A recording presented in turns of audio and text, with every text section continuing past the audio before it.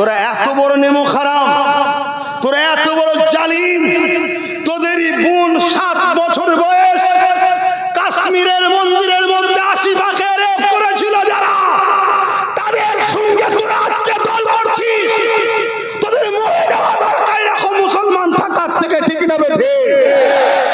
এখনো সময় আছে, আল্লাহ যদি হিদায়াত কপালে থাকে পরিবর্তন হোক, আর যদি পরিবর্তন না থাকে আল্লাহ এদের কেমন জটিল জটিল বিমার দাও, এরা যেন ওই বিমারে এজিদের মতো তর্পে তর্পে মরে। বলুন আল্লাহুম্মা আমিন।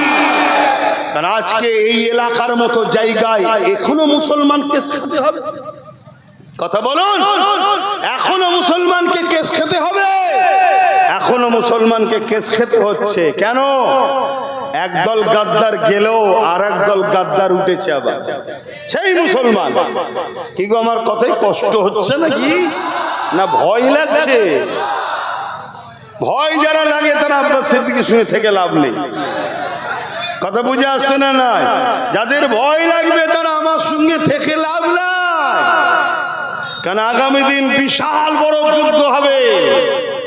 সেই যুদ্ধে একদিকে থাকবে চোর, বাটপার, খুনি, ধর্ষক, সন্ত্রাস, জালিম, অত্যাচারী, সমাজ বিরোধী, মানবতা বিরোধী একদিকে থাকবে, আর একদিকে থাকবে মুস্তাফার গোলামরা। জোরে বলুন সুবহানাল্লাহ, আরো জোরে বলুন সুবহানাল্লাহ। তাদের মিশন হবে মানবতার জন্য, গরিবের জন্য, ইনসাফের জন্য, ইনসানিয়াতের জন্য, আল্লাহর জমিনের উপরে অন্যায়কে মিটিয়ে আবার ইমাম মেহেদী আলাইহিস সালামের দ্বারা এই জমিনে শান্তি প্রতিষ্ঠিত করা। জোরে বলুন সুবহানাল্লাহ। সেই লড়াই লড়বেন না আপনারা? ইমাম মেহেদীর দিকে থাকবেন না দাজ্জালের দিকে?